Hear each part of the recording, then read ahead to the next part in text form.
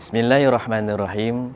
Alhamdulillahirabbil alamin. Assalatu wassalamu ala asyrafil anbiya'i wal mursalin sayidina Muhammad wa ala alihi wa sahbihi ajma'in. Amma ba'du. Assalamualaikum warahmatullahi taala wabarakatuh. Alhamdulillah, syukur kita kepada Allah Subhanahu wa taala di atas limpah kurnianya, dan insya-Allah hari ini kita akan bersama-sama menyambut majlis awal Muharram pada tahun 1442 Hijrah. Dan insya-Allah untuk memulakan majlis, kita mula dan buka majlis kita dengan bacaan akhir tahun oleh yang berbahagia asatizah kita daripada Masjid Darul Makmur, dan disusuli pula dengan laungan azan oleh Bilal kita di Masjid Darul Makmur. Bismillahirrahmanirrahim. Alhamdulillahi rabbil alamin. Allahumma salli wa sallim ala sayyidina Muhammad wa ala alihi wa sahbihi ajma'in. Allahumma innahu qad madha alayna min muddati hayatina 'amun qallatna fihi min ni'amika ma la nastati'u ada ash-shukri alayhi. وحفظتنا فيه من الأسواء والمكاره ما لا نستطيع دفعه وقد أودعناه من الأعمال ما أنت عليم به فما وفقتنا فيه من حسنات فتقبل ذلك منا واكتبه لنا عندك من الأعمال الصالحات واغفر لنا ما داخلتنا فيه من شوائب الرياء والعجب والتصنع وغير ذلك واجعله وسيلة لنا إلى رضاك عنا وزلفى لديك وما قارفنا فيه من سيئات وخطيئات وأفعال غير مرضيات ونيات غير صالحات بجوارحنا وقلوبنا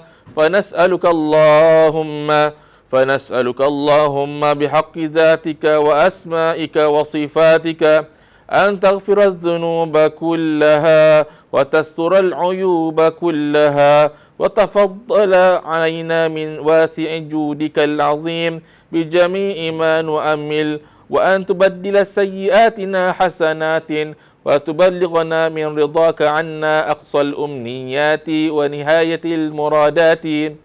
اللهم إنه قد استقبلنا من بعد عامنا الماضي عام جديد ما ندري ماذا سبق في علمك فينا ورجاؤنا أن تفتح لنا في هذا العام الجديد باب التوبة الصادقة الخالصة التي لا يعقبها نكس وأن ترزقنا فيه من التوفيق للأعمال الصالحة المقبولة عندك ما يوجب لنا رضاك عنا وأن تعمر جوارحنا بطاعتك المرضية عندك وقلوبنا بحبك وحب من تحبه وحب ما تحبه وتوسع في قلوبنا وتؤهلها لمعرفتك الخاصة التي أكرمت بها عبادك الصالحين وتسلك بنا سبيل الاتباع لحبيبك أشرف خلقك عليك سيدنا محمد صلى الله عليه وسلم واجعلنا من أهل الوفاء بحقه واجعله لنا عندك شاهدا بالصدق في العمل بما دعانا إليه يا أرحم الراحمين وصلى الله على سيدنا محمد وعلى آله وصحبه أجمعين والحمد لله رب العالمين. Bismillahirrahmanirrahim. Segala puji bagi Allah Tuhan sekalian alam. Salawat dan salam ke atas junjungan besar Nabi Muhammad sallallahu alaihi wasallam, ahli keluarga dan sahabat-sahabatnya. Ya Allah, telah berlalu setahun dalam hidup kami. Sesungguhnya Engkau telah menganugerahkan kami nikmat-Mu yang tidak dapat kami menjangkau kehebatannya. Engkau telah memelihara kami daripada keburukan yang tidak mampu kami menolaknya. Kami telah melakukan dalam tahun tersebut perbuatan dan amalan yang Engkau maha mengetahui baik dan buruknya. Ya Allah, sekiranya amalan tersebut bersesuaian dengan ketetapan-Mu, terimalah dan catatkannya sebagai amalan soleh kami di sisi-Mu. Dan sekiranya amalan tersebut berbaur dengan sifat riak, ujub dan menunjuk-nunjuk, atau kami lakukan perilaku dosa, kesalahan dan keinginan yang buruk, maka kami pohon pengampunan-Mu dan tutupilah segala keaiban dan kesalahan. Kurniakanlah ke atas kami kelebihan dan keluasan sifat pemurah-Mu. Itulah kemuncak permintaan dan doa kami. Ya Allah, sesungguhnya telah datang kepada kami tahun baru setelah kami meninggalkan tahun ini sebentar nanti. Kami tidak tahu apakah yang terkandung dalam pengetahuan-Mu mengenai diri kami. Kami jahil ke mana arahnya penghidupan kami di alam maya ini.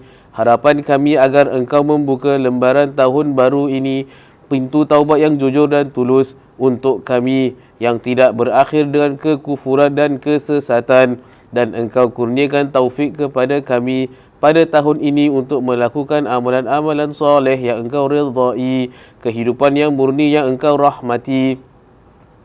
Ya Allah, peliharalah anggota kami agar melakukan ketaatan kepada-Mu. Peliharalah hati kami agar dipenuhi dengan kecintaan. Lapangkan hati kami agar dapat kami mendekati-Mu seperti mana Engkau telah lapangkan hati hamba-hamba-Mu yang soleh. Jadikan kami di antara orang-orang yang menepati janji dalam menjalankan hak. Jadikan kehidupan kami sebagai saksi yang benar terhadap setiap amalan seperti mana yang Engkau syariatkan kepada kami. Wahai Tuhan yang Maha Pemurah, yang Maha Penganugerah. In the name of Allah, the most gracious, the most merciful. All praises be to Allah, Lord of all universe. Praises be to Prophet Muhammad sallallahu alaihi wasallam, his family and his companions. O Allah, if the deeds that we have done is in accordance to your teachings, please accept those deeds as meaningful deeds in your judgment. However, if those deeds have been accompanied with boastfulness and envy, misguided and wrong intentions, then we seek your forgiveness and we implore that you hide all of our wrongdoings. Please bless us with goodness and your bountiful provisions, and this is the peak of our hopes and prayers to you.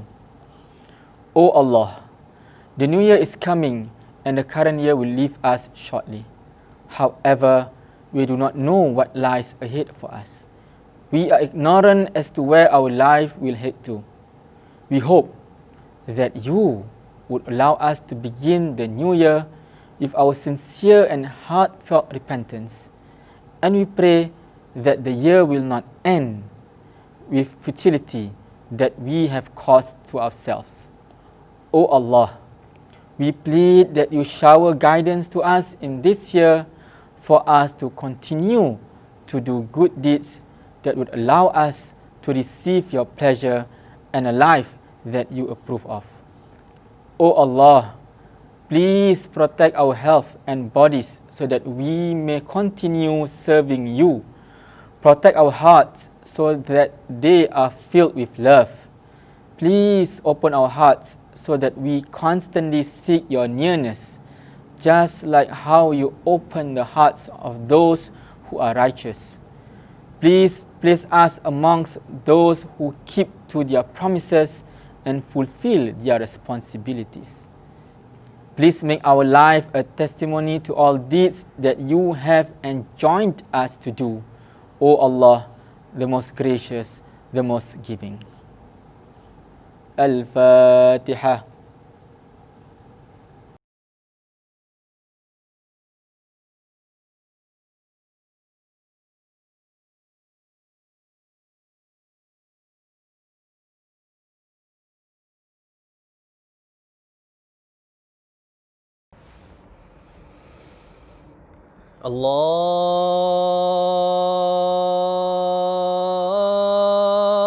Allahu Akbar, Allahu Akbar.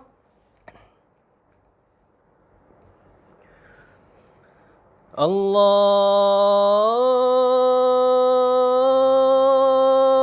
Akbar, Allahu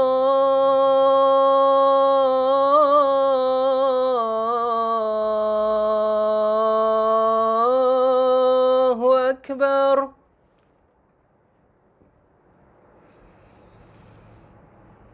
أشهد أن لا إله إلا الله.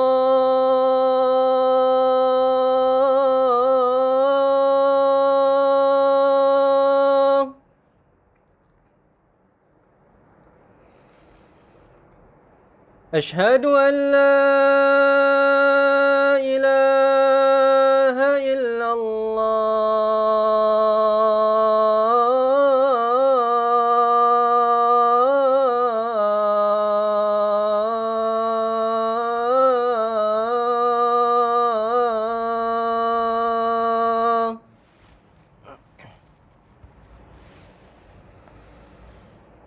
أشهد أن محمد رسول الله.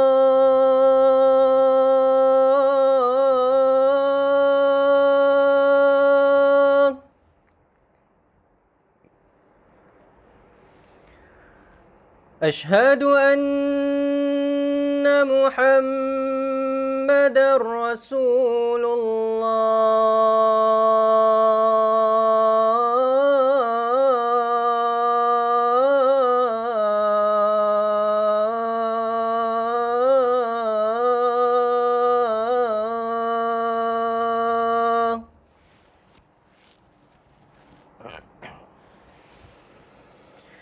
حي على الصلاة.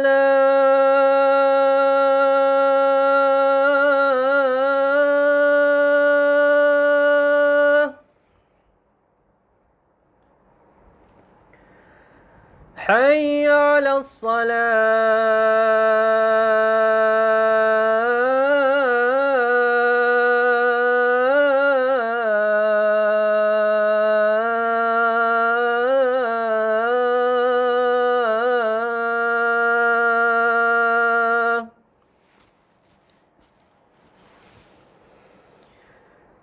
حي على الفلاح.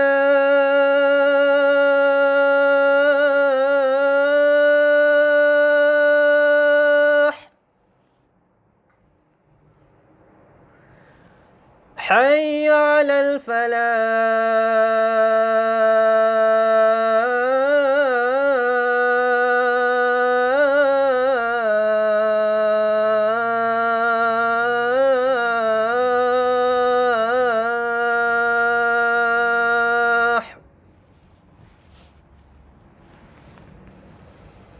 الله أكبر الله أكبر. لا إله إلا الله.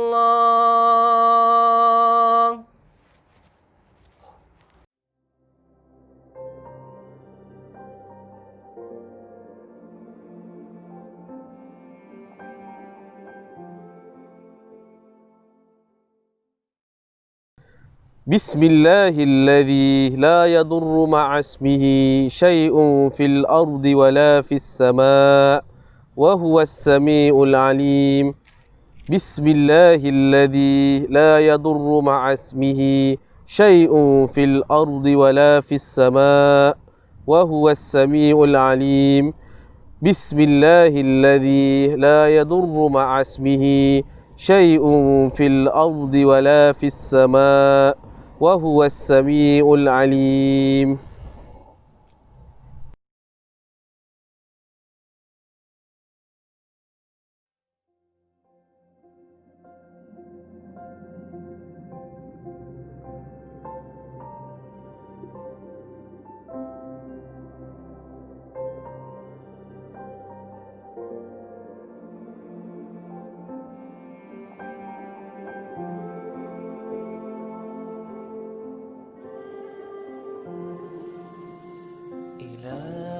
إلهي لست للفردوس أهلا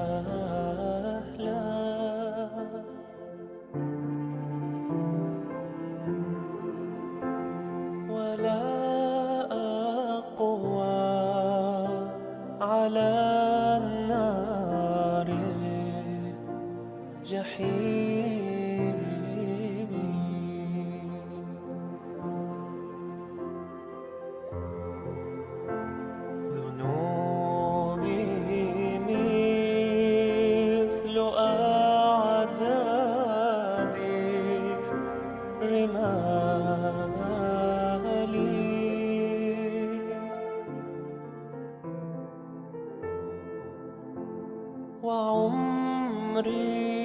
ناقص كيف احتمالي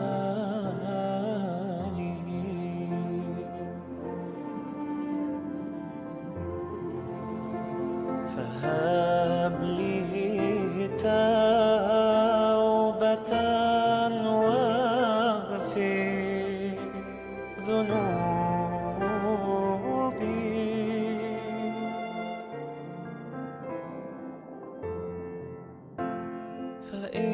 فإنك غافر الذنب العظيم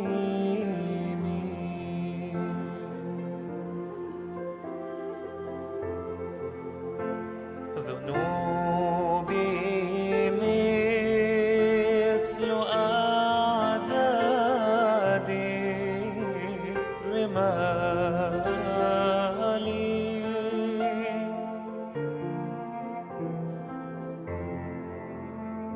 فهب لي توبة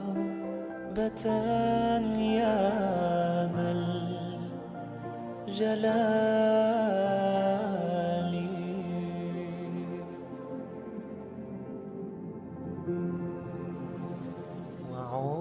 وعمري ناقص في كل يوم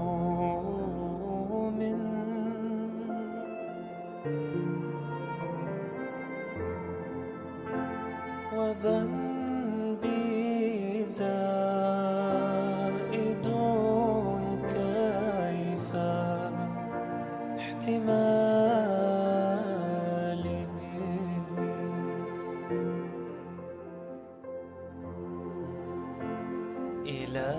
إلهي عبدك العاصي أتاك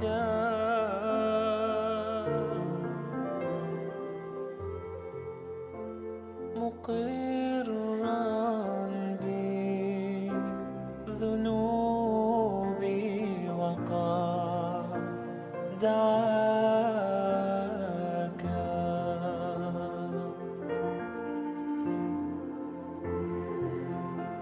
فإن تغفر فأنت لذاك أهل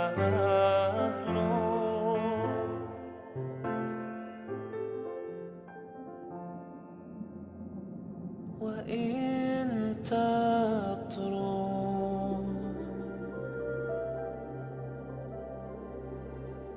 فمن نرجو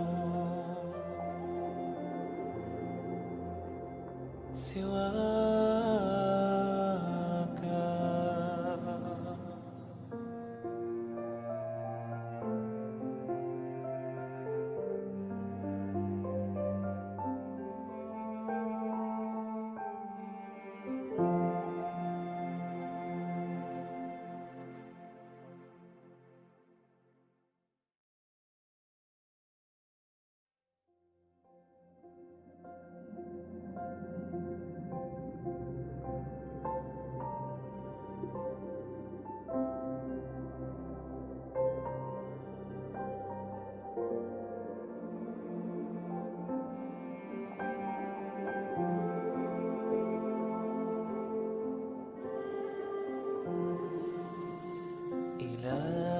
إلهي لست للفردوس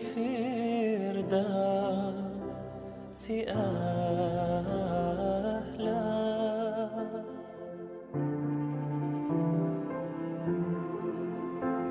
ولا أقوى على النار الجحيم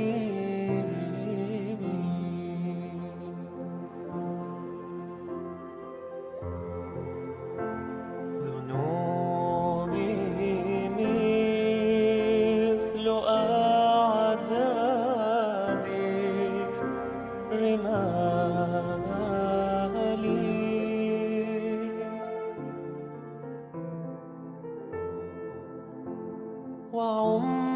وعمري ناقص كيف احتمالي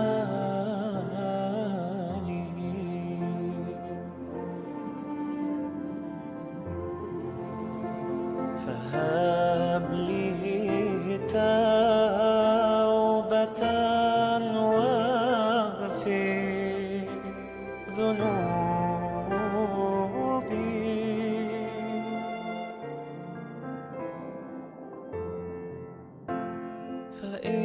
فإنك غافر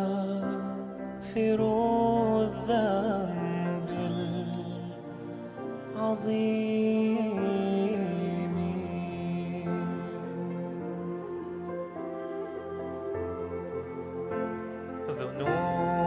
ذنوبي مثل أعداد الرمال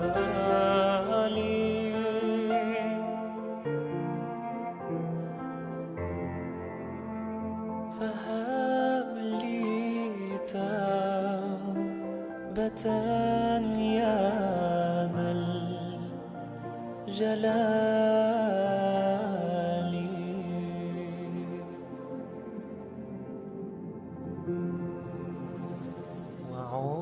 وعمري ناقص في كل يوم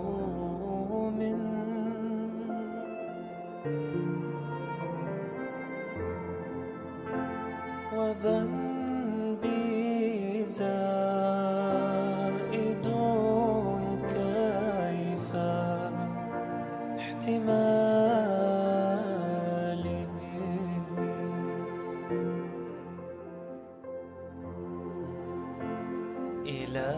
إلهي عبدك العاصي أتاك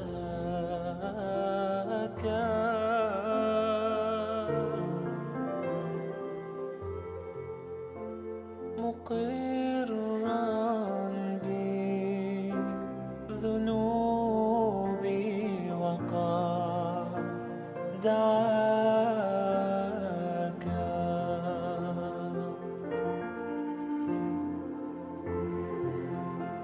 فإن تغفر فأنت لذاك أهل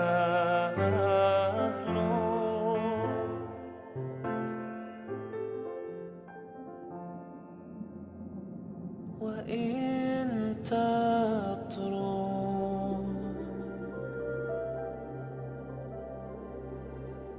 فمن نرجو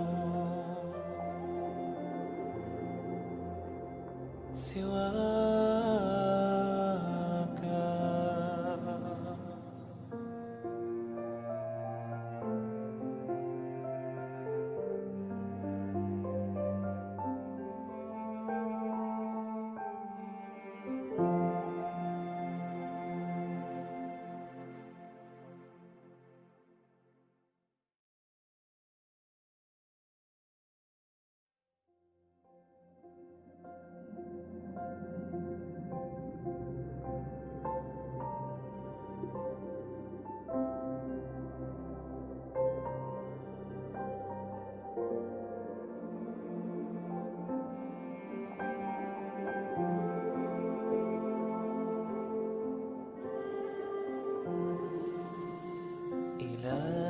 إلهي لست للفردوس أهلا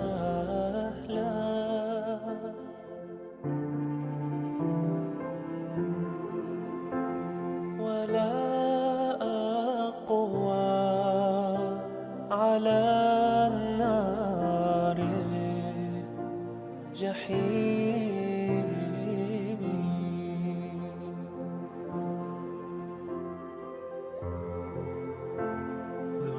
ذنوبي مثل أعداد الرمال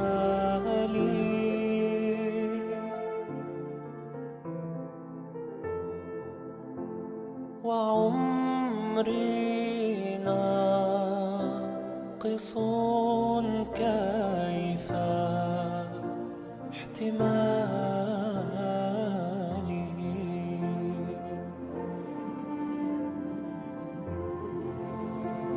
فهب لي توبة واغفر ذنوبي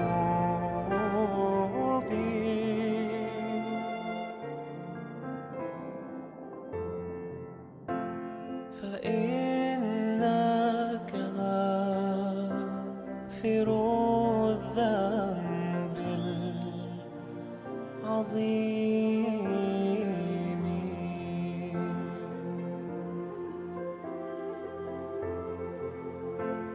ذنوبي مثل أعداد الرمال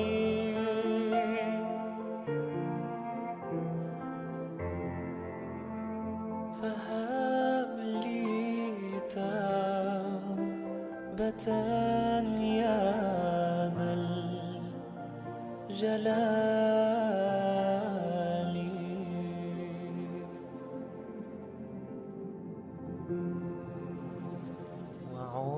وعمري ناقص في كل يوم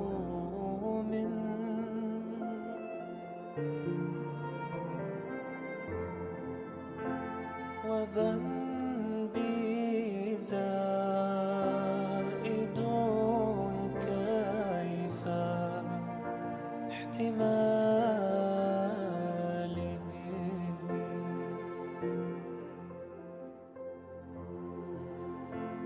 إلهي عبدك العاصي أتاك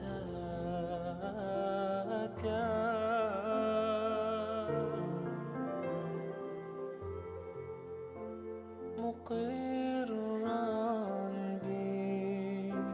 بذنوبي وقد دعاك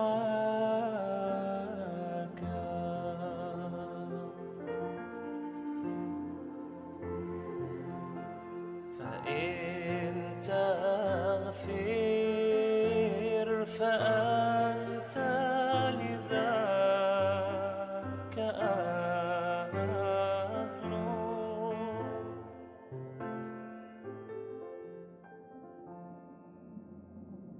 وإن تترك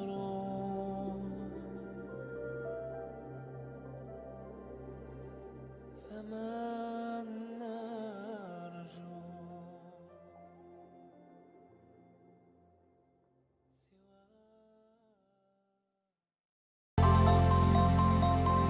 Each one of us face many levels of difficulties.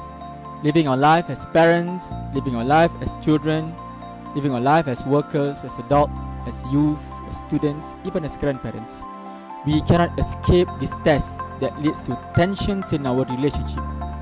Should we let it remain this way? Is there something that we can do about it? Or are things just really hopeless? In this new series organized by Darul Ma'mur Mosque, you may be inspired and find the first step to your solution. Let's talk about it for you.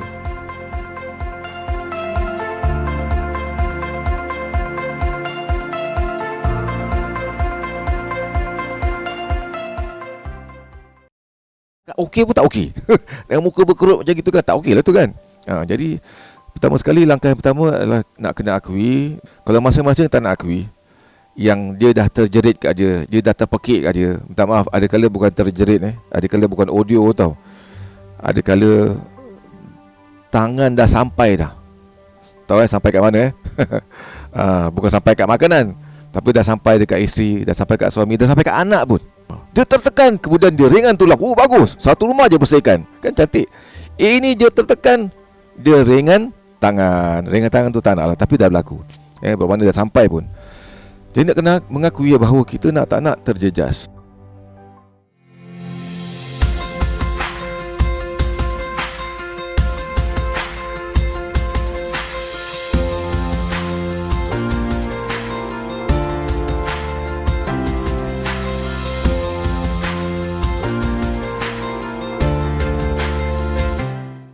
Anak akan jaga hubungan dia dengan Allah, antaranya dengan menutup aurat.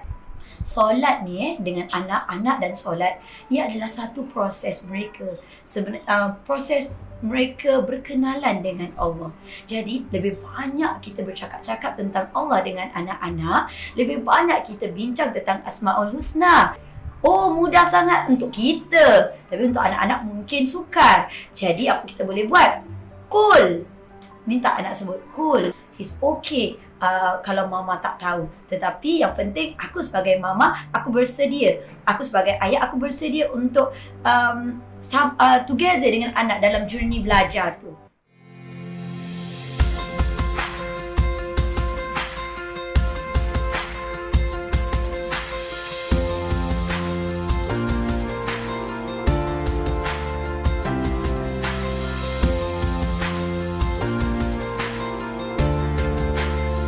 Dan adakala anak-anak ni dia tidak dapat menzahirkan apa yang berada di dalam hati dia, benak fikiran dia. Tapi yang dia mahukan adalah perhatian.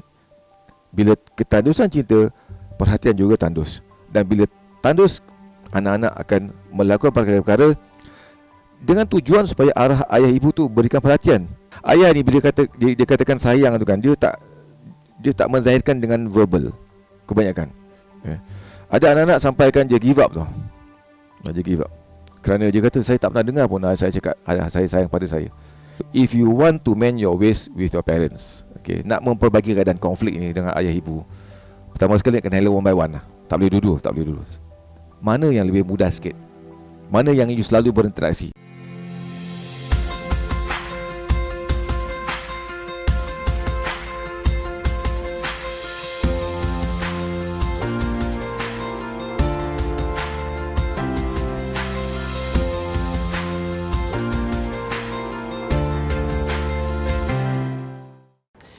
Alhamdulillah, kita telah membaca doa akhir tahun dan telah mendirikan dan menunaikan solat maghrib.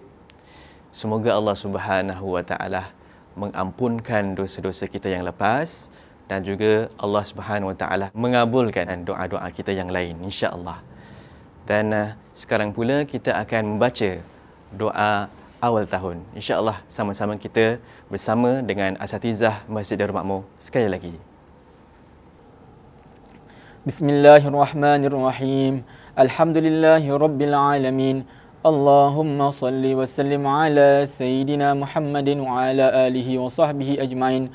Allahumma inna qad madadna yada iftiqarina fi laylina wa naharina mutawassilan bika wa ilaik wa tami'an fika wa fima ladaik wa raghiban fika wa fima indak.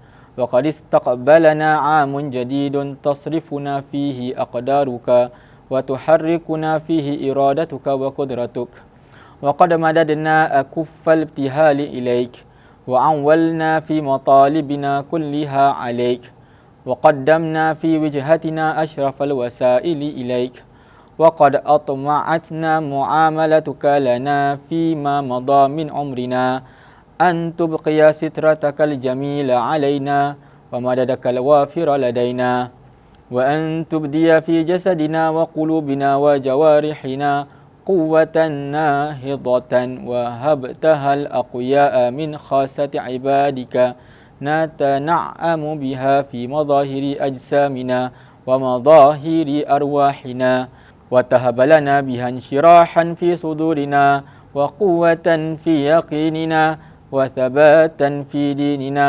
وصلاحا في سريرتنا وعلانيتنا وأذهب عنا كل هم وغم وضيق صدر وحزن واجعل علينا واقية من حفظك ورعايتك تقينا جميع الأسواء وجميع الهموم وجميع الأكدار.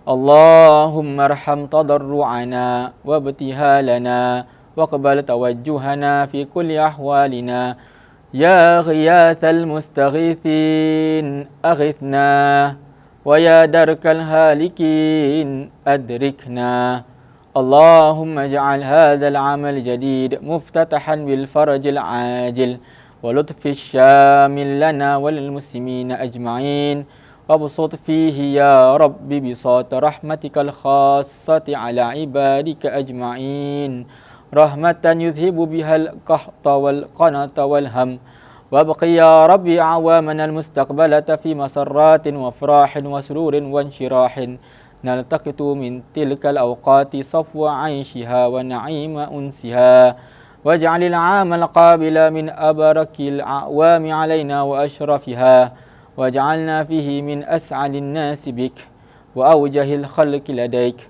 واغفر يا رب جنايتنا وتقبل حسناتنا وتجاوز عن سيئاتنا وبارك في أوقاتنا وساعاتنا وحركاتنا وسكناتنا وصلى الله على سيدنا محمد وعلى آله وصحبه وسلم والحمد لله رب العالمين.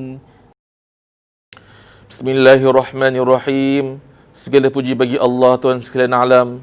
Selawat dan salam ke atas junjungan besar Nabi Muhammad sallallahu alaihi wasallam, kepada ahli keluarga baginda dan para sahabat-sahabatnya. Ya Allah, kami mendadah tangan kepadamu pada waktu malam dan siang, dalam keadaan kami bertawassul dengan nama-namamu, dalam keadaan kami mengharapkan gedung rahmat yang syarat di sampingmu, dan dalam keadaan kami cinta sesungguhnya kepadamu dan cinta apa yang menghiasi kebesaranmu. Ya Allah, Ya Rabbal Jalil, dengan sunnahmu menjelang kini tahun baru yang telah engkau tentukan mengikut qada dan qadar di lauh mahfuzmu, kami meredahnya di bawah iradah dan kudratmu sebagai makhlukmu yang sentiasa mencari keredaanmu. Kehadiran tahun baru ini memungkinkan kami mendadah tangan memohon rahmatmu.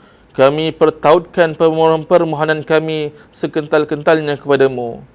Kami mengharap perdampingan taufik dan hidayahmu yang telah engkau berikan kepada kami pada masa-masa yang lalu sepanjang usia kami. Ya Allah, engkau sempurnakan perlindungan dan pemberianmu yang begitu melimpah kepada kami. Jadikanlah diri kami, hati kami, serta seluruh anggota badan kami jati kekuatan seperti mana engkau berikan kepada hamba-hambamu yang terpilih, supaya kekuatan ini dapat kami gunakannya sebagai pelindung daripada segala kemungkaran, sama ada yang zahir ataupun yang batin.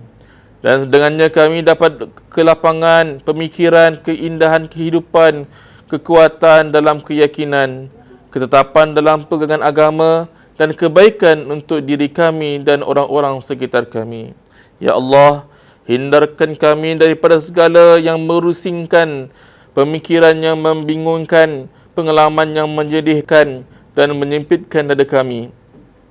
Kurniakan kepada kami keselamatan dan pemeliharaanmu yang dapat melindungi kami dari segala kejahatan, keburukan dan kerusingan. Ya Allah, rahmatilah permintaan kami, terimalah kepasrahan diri kami kepadamu. Wahai penolong hamba yang minta pertolongan, tolonglah kami. Wahai pencegah kemusnahan, hindarilah kami dari kemusnahan dan keporak-perandaan. Ya Rahman, Ya Rahim, jadikanlah lipatan tahun baru ini membuka bagi kejayaan, ketenangan yang menyeluruh untuk kami dan kaum muslimin keseluruhannya memelihara agamamu. Hamparkan di dalamnya hamparan rahmatmu seperti mana engkau berikan pada hamba-hambamu yang terpilih. Rahmat yang menghindarkan segala kepayahan dan kerusingan. Ya Allah, kekalkanlah tahun-tahun yang akan datang dalam hidup kami dengan catatan kegembiraan, kebahagiaan dan kelapangan, supaya kami dapat rasakan dalam detik hidup kami kenikmatan yang ada padanya. Ya Allah, jadikanlah tahun yang akan datang semula-mula tahun yang engkau berkati ke atas kami. Jadikanlah kami orang yang paling bahagia bersamamu. Ya Allah, Ampunlah segala kesalahan kami dan terimalah segala kebaikan kami. Berkatilah masa, waktu dan segala gerak-geri kami. Wassallallahu ala sayyidina Muhammad wa ala alihi wa sahbihi wa baraka sallam. Walhamdulillahirabbil alamin. In the name of Allah, the most gracious, the most merciful. All praises be to Allah, Lord of all universe. Praises be to Prophet Muhammad sallallahu alaihi wasallam, his family and his companions. O Allah, we raise our hands to you during the day and night, and we seek the generosity of your bountiful wealth through your beautiful names, and at this time when we are deep in love for you and all love that projects your greatness. O Allah, the new year is nearing as how you had preordained through your divine decree and predestination, which you have recorded in Lawh Mahfuz, as your creations who constantly seek your blessings. The coming of the new year has given us yet another opportunity to raise our hands in prayer, asking for your mercy. We seek only from you, and we seek your continued guidance and knowledge, just like you have guided us throughout our lifetime. You have perfected our life and livelihood with your bountiful provisions.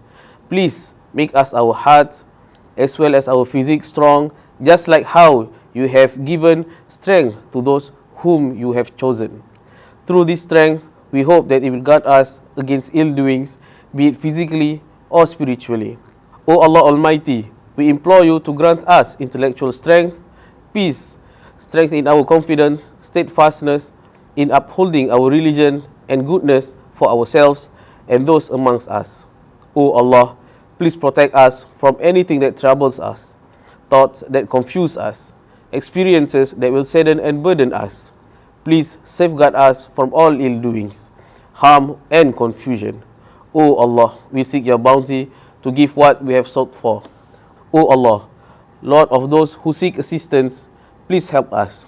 O protector of all harm, please protect us from harm and turmoil.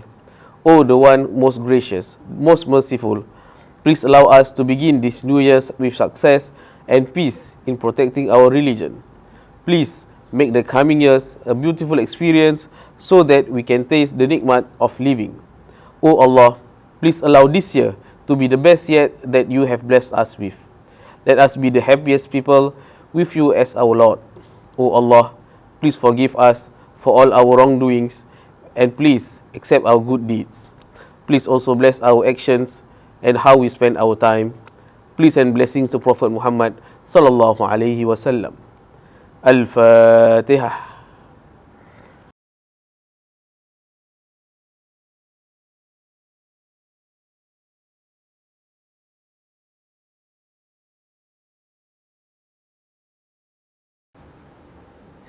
Alhamdulillah, selesai sudah kita membaca doa awal tahun. Semoga Allah Subhanahu wa taala menerima segala doa-doa kita insya-Allah. Baik, untuk seterusnya kita mempersilakan asatizah kita di Masjid Darul Makmur ini untuk storytelling yang bertajuk Ekspedisi Hijrah Sang Rasulullah sallallahu alaihi wasallam, di mana mengimbas kembali tentang sejarah Rasulullah sallallahu alaihi wasallam daripada kota Mekah hingga ke kota Madinah. Insya-Allah, falyatafaddal mashkura.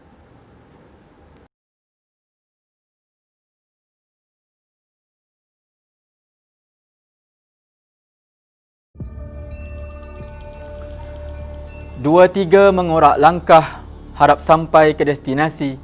Hijrah bermula di kota Mekah setelah seruan dari Ilahi. Assalamualaikum warahmatullahi taala wabarakatuh. Bismillahirrahmanirrahim. Alhamdulillahi wa kafa. Wassalatu wassalamu ala hadis syurafa wa ala alihi wa sahbihi wa wafa. Amma ba'd. Dakwahnya baginda Rasulullah sallallahu alaihi wasallam selama 23 tahun. 13 tahun di kota Mekah, kemudian 10 tahun di kota Madinah. Kisah hijrah adalah peristiwa yang sangat penting bagi umat Islam. Bermulanya 3 tahun dengan dakwah secara sembunyi-sembunyian, kemudian secara terang-terangan selama 10 tahun. Berbagai rintangan, cabaran dan ujian diharungi baginda Rasulullah sallallahu alaihi wasallam. Namun janji Allah itu pasti dalam menzahirkan agama Islam dan memuliakan baginda Rasulullah sallallahu alaihi wasallam. Detik-detik permulaan kisah hijrah ini dapat kita ambil dan kita lihat di dalam peristiwa Aqabah yang berlaku pada tahun ke-11 selepas kenabian, kemudian tahun ke-12 setelah kenabian, kemudian tahun ke-13 setelah kenabian baginda Rasulullah sallallahu alaihi wasallam. Setiap tahun orang-orang Arab daripada seluruh kawasan-kawasan di luar kota Mekah akan datang ke kota Mekah dan menunaikan haji di dalam Masjidil Haram di Kaabah. Maka pada tahun ke-11 setelah kenabian Rasulullah sallallahu alaihi wasallam berlaku peristiwa Aqabah yang pertama, di mana baginda bertemu dengan sekumpulan penduduk orang Madinah berasal daripada kaum Khazraj dan mengkhabarkan kepada mereka dan menyampaikan dakwah risalah Islam kepada mereka. Akhirnya 6 orang daripada penduduk kaum Madinah daripada kaum Khazraj telah memasuki agama Islam. Setelah mereka kembali ke kota Madinah, penduduk-penduduk kota Madinah ini telah menyampaikan khabar berkenaan dengan agama Islam dan berkenaan baginda Rasulullah sallallahu alaihi wasallam ke seluruh kota penduduk kota Madinah. Maka sejak daripada itu tidak ada rumah di dalam setiap rumah-rumah yang ada di kota Madinah melainkan mereka telah mengetahui akan Rasulullah sallallahu alaihi wasallam. Kemudian berlakunya Aqabah yang kedua pada tahun ke-12 setelah kenabian Rasulullah sallallahu alaihi wasallam, di mana beberapa lagi orang, selama 12 orang telah berjumpa dengan Nabi Muhammad sallallahu alaihi wasallam. Kemudian sebahagian daripada mereka telah pun memasuki agama Islam juga pada tahun itu. Kita lihat kembali bagaimana penduduk kota Madinah boleh menerima dakwahnya Rasulullah sallallahu alaihi wasallam. Kita lihat sejarah di kota Madinah itu ada orang-orang Yahudi yang tinggal di sana, yang mereka setelah lama bersama-sama tinggal dengan kaum Aus dan Khazraj pernah mengkhabarkan kepada orang-orang Madinah berkenaan dengan Nabi yang akan muncul di akhir zaman, yang akan mereka ikuti dan mereka memperjuangkan bersama-sama dakwah dan risalah Nabi tersebut. Jadi itu adalah sikit sebanyak sejarah bagaimana kaum-kaum Madinah boleh menerima dakwahnya Rasulullah sallallahu alaihi wasallam dan juga janji Allah SWT. Setelah berlakunya Aqabah yang kedua, penduduk-penduduk kota Madinah telah berkumpul dan mengutuskan surat kepada baginda Rasulullah sallallahu alaihi wasallam di kota Mekah, menginginkan seseorang yang dapat mengajarkan mereka tentang Al-Quran. Maka Rasulullah sallallahu alaihi wasallam telah mengutuskan seorang sahabat yang bernama Mus'ab bin Umair. Setibanya Mus'ab bin Umair ke kota Madinah, ada sekumpulan lagi penduduk-penduduk kota Madinah telah masuk Islam di tangan sahabat Mus'ab bin Umair. Di antaranya adalah 2 orang daripada kalangan kaum Bani Abdul Ashhal. Kaum Bani Abdul Ashhal ni ada 2 orang yang bernama Usamah bin Mu'adh dan juga Usaid bin Khudir. Dengan Islamnya kedua orang ini daripada kaum Bani Abdul Ashhal, maka telah masuk Islamlah keseluruhannya kaum tersebut, lelaki dan wanitanya, kecuali ada 1 orang. Ini kita ceritakan sedikit kisah menarik berkenaan dengan orang tersebut. Kerana orang ini yang bernama Amr bin Thabit bin Waqsh tidak masuk Islam kecuali sehinggalah pada peperangan Uhud. Pada peperangan Uhud berlaku, maka pemuda ini Amr bin Thabit masuk Islam. Kemudian keluar berjuang di dalam peperangan Uhud, lalu mati syahid tanpa melakukan ibadah solat sama sekali dalam kehidupan beliau. Maka setelah dikhabarkan oleh baginda Rasulullah SAW akan syahidnya beliau, Amr bin Thabit ini, maka Rasulullah mengatakan dia adalah di kalangan ahli syurga. Masya Allah. Maka kita lihat balik kepada peristiwa hijrah. Pada tahun ke-12 juga setelah kenabian, berlakunya Isra' dan Mi'raj Rasulullah SAW yang masyhur dan kita ketahui. Di dalam peristiwa Mi'raj, ada satu masa itu di mana Malaikat Jibril AS telah menunjukkan kepada Rasulullah akan sebuah kawasan yang dipenuhi dengan pohon-pohon kurma. Apabila ditanya oleh baginda Rasulullah, apakah kawasan tersebut, kota tersebut?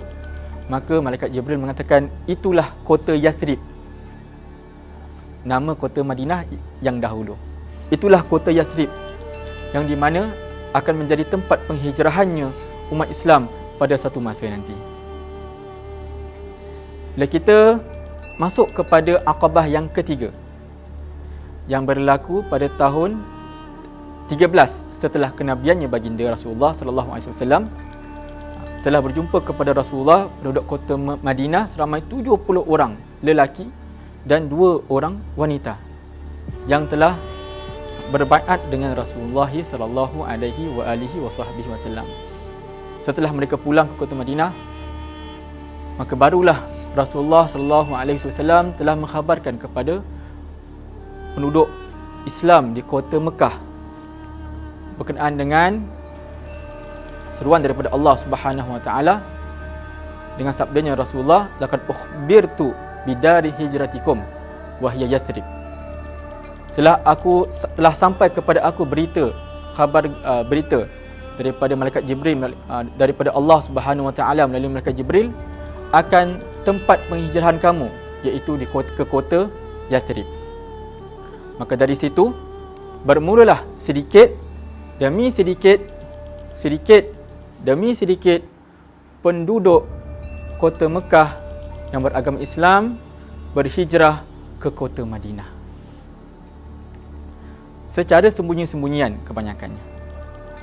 Namun ada juga seorang sahabat yang berani yang berhijrah secara terang-terangan, yang kita ketahui adalah Sayyidina Umar bin Al-Khattab radhiyallahu anhu. Di mana sewaktu beliau ingin melakukan hijrah ke kota Madinah, beliau ke Kaabah dan di tengah-tengah Kaabah memberitahu dan mengiklankan dan mengisytiharkan bahawasanya beliau akan berangkat ke kota Madinah.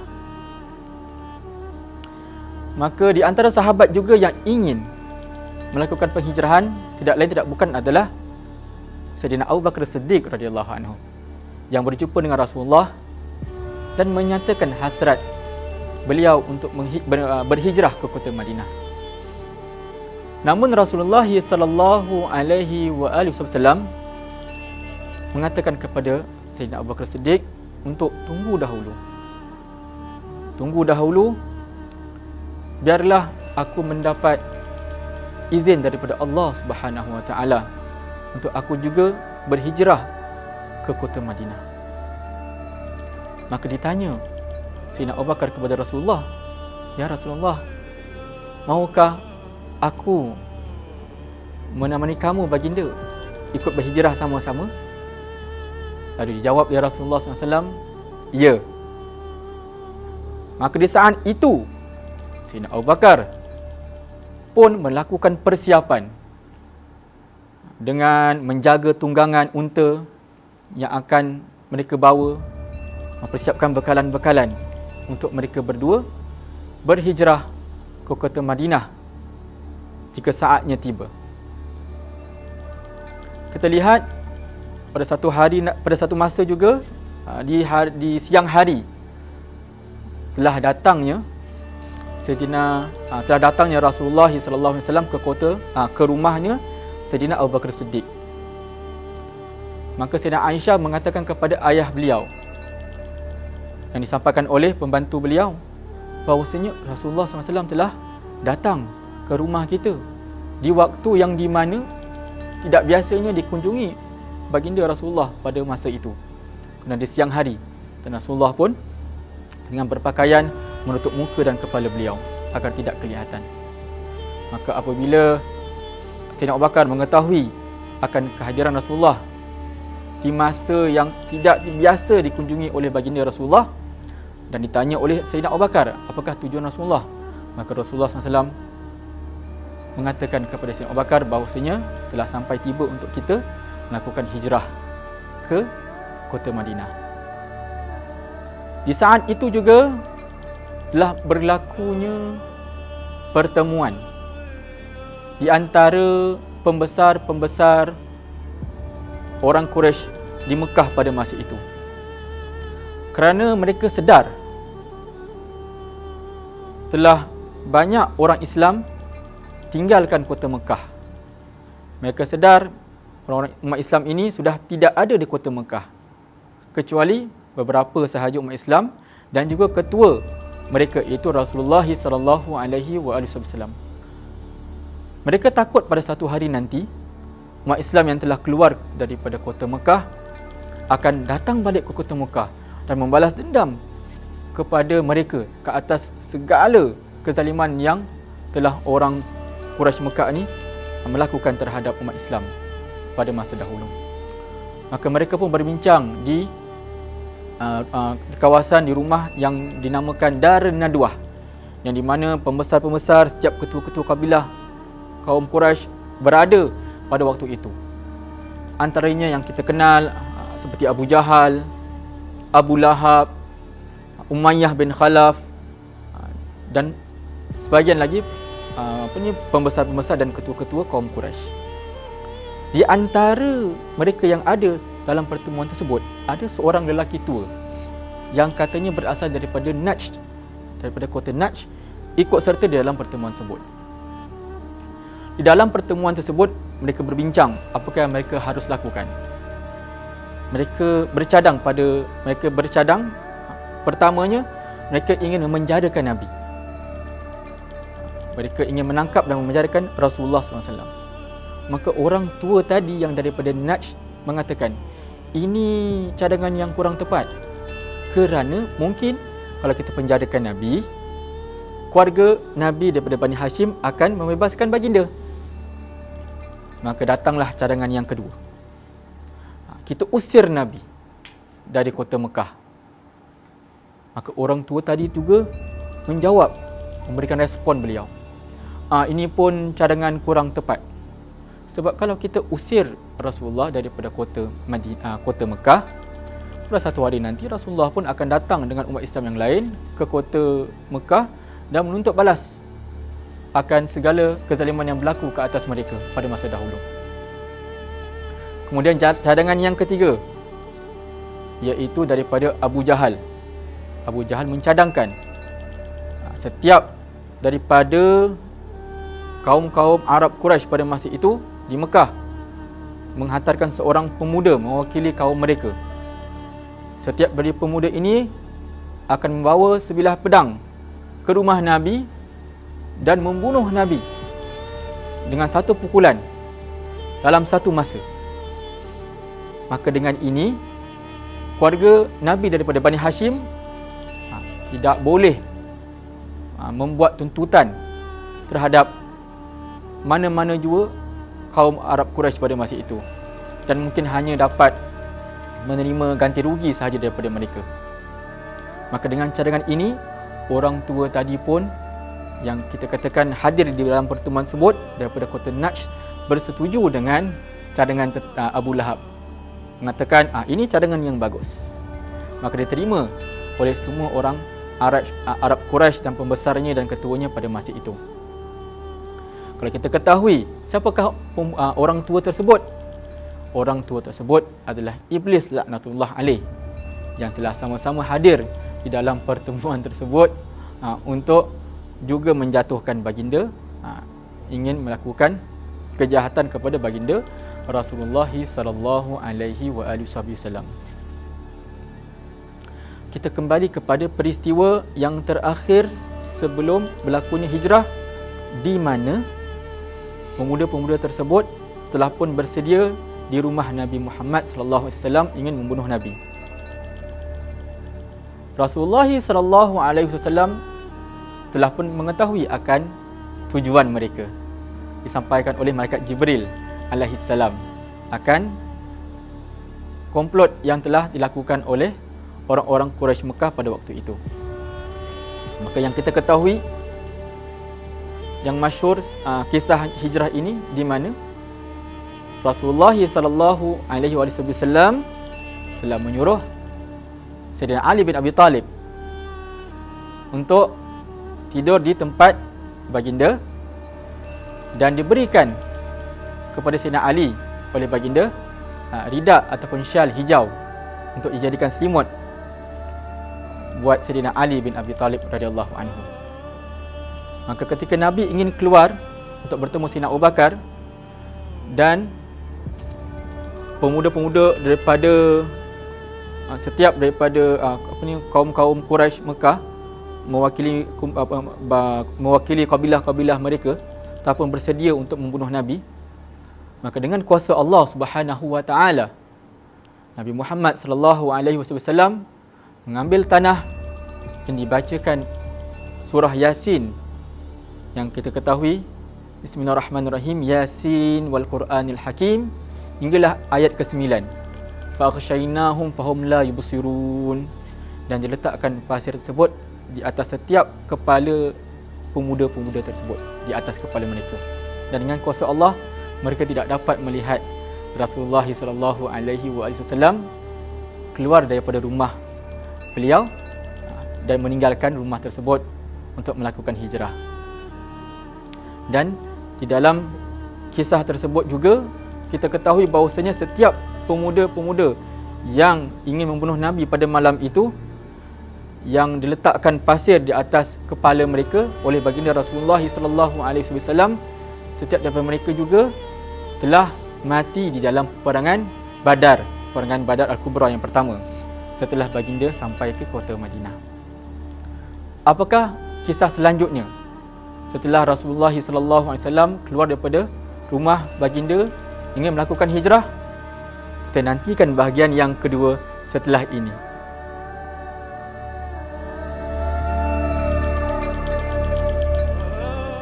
Alhamdulillah, wassalatu wassalamu ala Rasulillah wa ala alihi wa sahbihi wa man wala. Alhamdulillah, giliran saya pula pada waktu ini untuk menyambung kisah ataupun sirah Nabi Muhammad hijrah baginda sallallahu alaihi wasallam. Makanya sambungannya adalah Rasulullah sallallahu alaihi wasallam pun telah meninggalkan rumahnya tadi.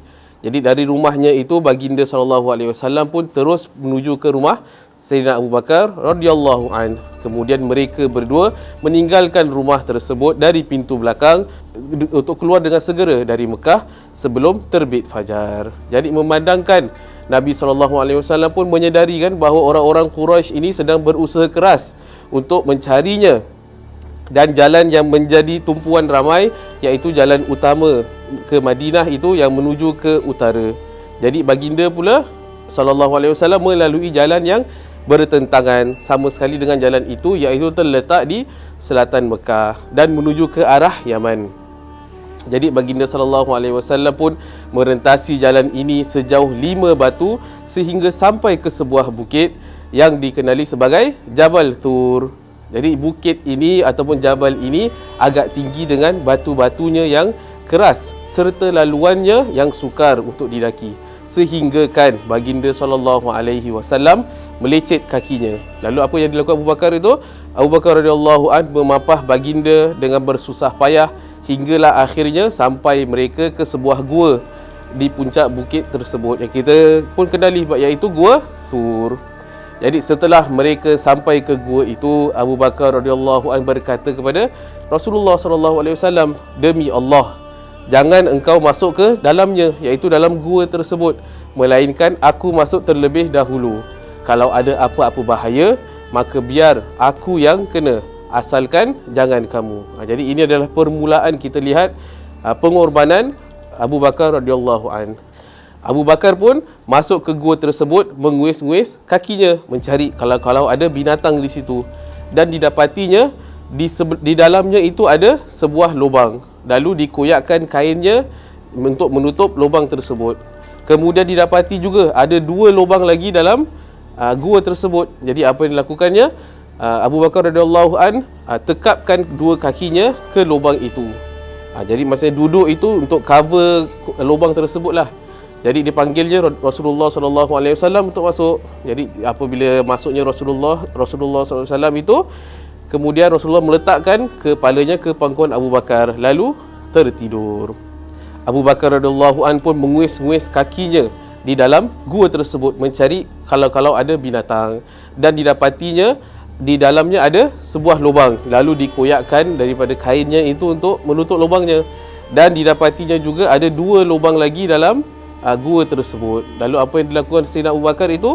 Sayyidina Abu Bakar radhiyallahu an tekapkan kakinya ke lubang tersebut, maksudnya duduk lalu dapat cover lah lubangnya itu.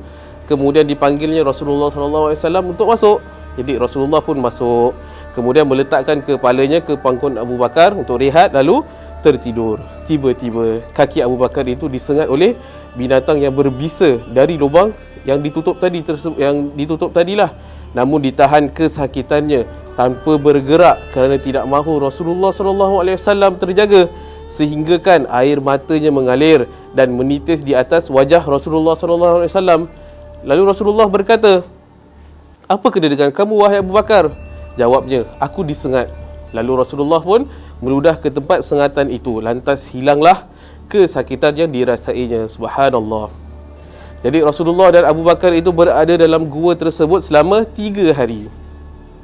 Dan daripada pertolongan anak kepada Abu Bakar radhiyallahu anhu, iaitu Abdullah bin Abu Bakar, dia juga bermalam berdekatan dengan gua tersebutlah. Jadi beliau adalah seorang anak muda yang mahir dan pintar. Jadi waktu paginya itu, Abdullah bin Abu Bakar ini pulang kembali ke Mekah untuk bersama orang-orang Quraisy untuk mengintip-intip ada sebarang perbualan ataupun perancangan terhadap Rasulullah, dan kongsi bersama ayahnya dan Rasulullah ketika dia pulang ke gua tersebut ketika malam telah jauh gelap. Juga di situ Amir bin Fuhairah, hamba Abu Bakar radhiyallahu an ini, mengembala kambing ternakannya di kawasan bukit tersebut. Beliau menghalau kambing ternakannya ke tempat mereka bersembunyi, lalu di situ dia membekalkan susu perahan kambingnya kepada mereka. Begitulah yang dilakukannya setiap malam dalam tempoh 3 malam tersebut. Jadi Amir bin Fuhairah ini membawa kambing-kambingnya mengikuti jejak yang dilalui oleh Abdullah bin Abu Bakar apabila dia pergi ke Mekah, supaya kesan jejak tapak kakinya hilang.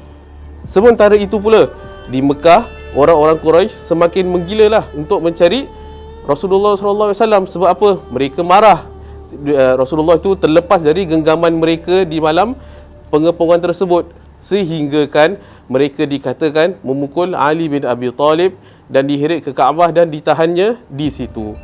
Setelah tidak berjaya mendapat sebarang maklumat dari Sayyidina Ali, mereka pula pergi ke rumah Sayyidina Abu Bakar, lalu mengetuk pintunya dan bertanya akan di mana lokasi Abu Bakar pada waktu tersebut.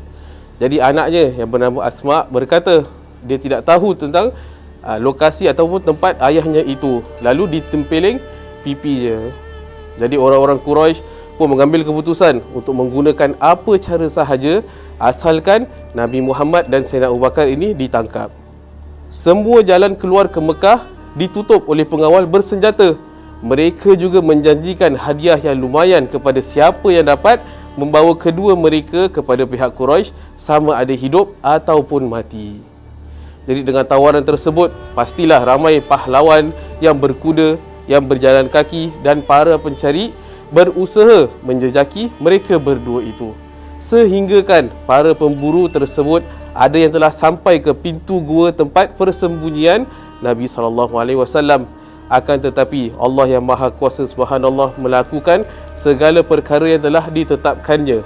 Diriwayatkan hadis dari Abu Bakar radhiyallahu an, katanya, aku bersama Nabi SAW dalam gua tersebut. Apabila aku mengangkat kepala, tampaklah olehku kaki kaum Quraisy. Lalu aku berkata, wahai Nabi Allah, kalaulah sebahagian mereka menundukkan pandangannya, nescaya dia akan melihat kita. Lalu jawab Nabi SAW, diamlah wahai Abu Bakar, sungguh pun kita berdua, tapi Allah yang ketiga. Subhanallah.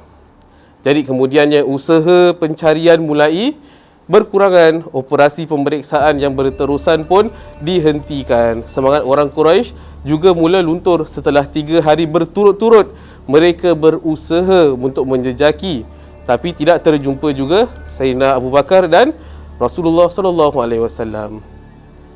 Maka ketika itu Rasulullah sallallahu alaihi wasallam bersedia untuk keluar bersama sahabatnya itu ke kota Madinah. Jadi Rasulullah awal lagi sebelum itu telah mengupah seorang dan menyerahkan 2 unta mereka sebagai kenderaan. Jadi Rasulullah membuat janji dengan orang tersebut agar mengambil mereka di Gua Thur selepas 3 malam dengan membawa 2 unta tersebut tadi. Jadi mereka pun berangkatlah beramai-ramai untuk menuju ke destinasi yang diidami. Dan akhirnya mereka sampai ke Quba, di mana beberapa peristiwa yang berlaku dalam perjalanan itu. InsyaAllah sebentar lagi kita akan menyambung kisahnya ataupun sirah Nabi Muhammad sallallahu alaihi wasallam. Tapi daripada hijrah yang telah disebutkan tadi, kita lihat pengorbanan Sayyidina Abu Bakar radhiyallahu an ini bukan sahaja beliau berkorbankan dirinya sahaja, tapi korbankan hambanya, keluarganya, anak-anaknya dan hartanya juga unta tersebut kan. Jadi subhanallah, iaitu kita melihat pengorbanan oleh sahabat-sahabat Nabi Muhammad sallallahu alaihi wasallam. Insya-Allah sebentar lagi kita akan dengar apakah peristiwa yang terjadi di Quba nanti.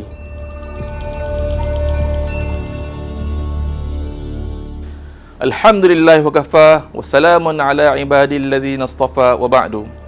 Saya sambung kisah hijrah yang diceritakan daripada sahabat saya Ustaz Muhammad Safwan.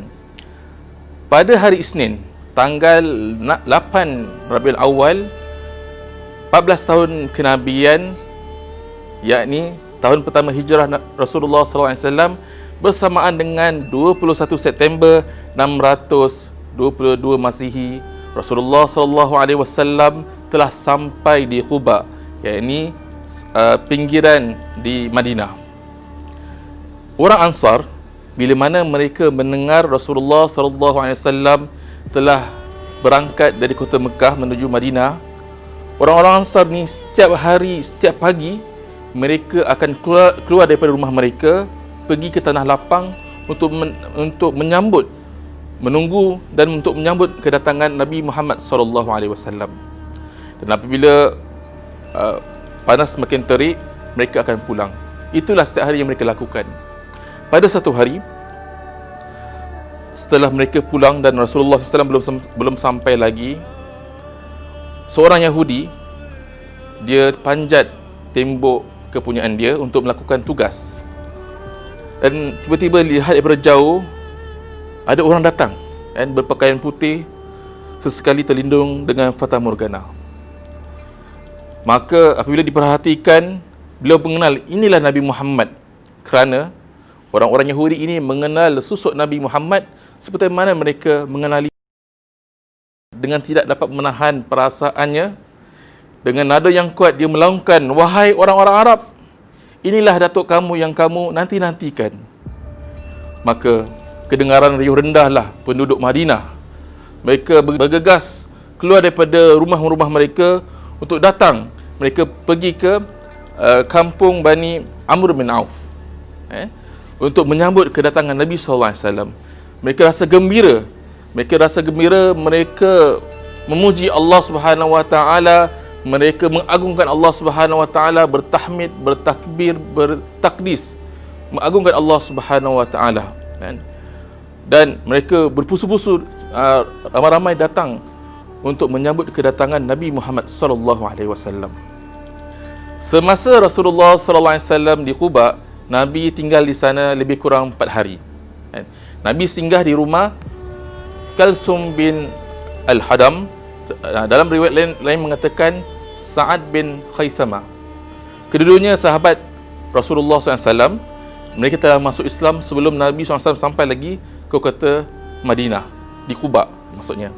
Dan mereka telah bertemu, dalam riwayat mengatakan mereka telah bertemu dengan Nabi SAW ketika Bai'atul Aqabah yang kedua semasa di Mekah. Maka ketika di sana Rasulullah SAW telah membina Masjid Quba kan, bersama dengan masyarakat sana, dan Nabi telah singsing lengannya untuk turun padang membina masjid sehingga berdebu baju baginda SAW dan juga berkeringat badannya. Dan setelah itu Nabi SAW telah laksanakan solat di Masjid Quba. Sayyidina Ali radhiyallahu an, ketika Nabi SAW tinggalkan kota Mekah, Sayyidina Ali telah menetap di kota Mekah selama 3 hari. Kerana antara tugasan lainnya, beliau memulangkan semula barangan-barangan yang disimpankan kepada Nabi SAW kepada empunya. Setelah 3 hari, beliau terus berhijrah meninggalkan kota Mekah dengan berjalan kaki. Dan akhirnya, beliau bertemu dengan Nabi SAW di Quba. Setelah hari yang keempat, yakni pada hari Jumaat, Isnin, Selasa, Rabu dan Khamis, Nabi di Quba. Hari Jumaatnya, Nabi SAW telah keluar daripada Quba dan menuju ke kota Madinah. Dalam perjalanan baginda telah singgah di perkampungan Bani Salim bin Amru untuk menunaikan solat Jumaat. Dan itulah solat yang pertama sekali Rasulullah SAW dirikan di dalam masjid. Nah, sekarang ini nama masjid, setelah itu nama masjid tersebut dinamakan Masjid Jum'ah. Ataupun sekarang kalau tuan-tuan pergi ke umrah ataupun pergi haji, akan ada biasanya ziarah ke Masjid Atiqah ataupun Masjid Al-Wadi. Di sana Nabi SAW solat lebih kurang bersama dengan jemaah yang lain 100 orang. Setelah selesai solat Jumaat, Nabi SAW terus berangkat ke kota Madinah. Penduduk Ansar dengan rasa gembira, mereka menyambut kedatangan Rasulullah SAW. Mereka melaungkan nasyid yang kita biasa dengar, syair ataupun nasyid yang kita biasa dengar. Tala'al badru alaina min saniyatil wada' wajaba syukru alaina mad'a lillahi da' ayyuhal mab'utsu fina ji'ta bil amril muta' ji'ta syarraftal madina marhaban ya khairada'. Ini antara lafaz yang kita masyhur yang kita bisa dengar. Mereka mengalu-alukan kedatangan Nabi Muhammad SAW. Jadi apabila Rasulullah SAW sampai bersama dengan Sayyidina Abu Bakar, orang-orang Ansar ni lebih kurang hanya 70 orang sahaja yang pernah melihat Rasulullah SAW. Yang lain tidak pernah melihat. Dan kerana orang yang 70 orang ni, kerana mereka pernah sebelum itu melakukan haji dan pernah berjumpa dengan Nabi Muhammad SAW. Dan pada mulanya mereka menyangka Sayyidina Abu Bakar itulah Nabi Muhammad. Setelah panas semakin terik, maka Sayyidina Abu Bakar ini dengan rasa hormat, ta'zim, beliau menutup badan Rasulullah SAW dengan kain ridaknya, kain selendangnya. Selepas itu barulah orang-orang Ansar tahu mana satu Nabi Muhammad SAW. Kemudian dengan perasaan gembira, mereka ingin supaya Nabi ini singgah di rumah mereka.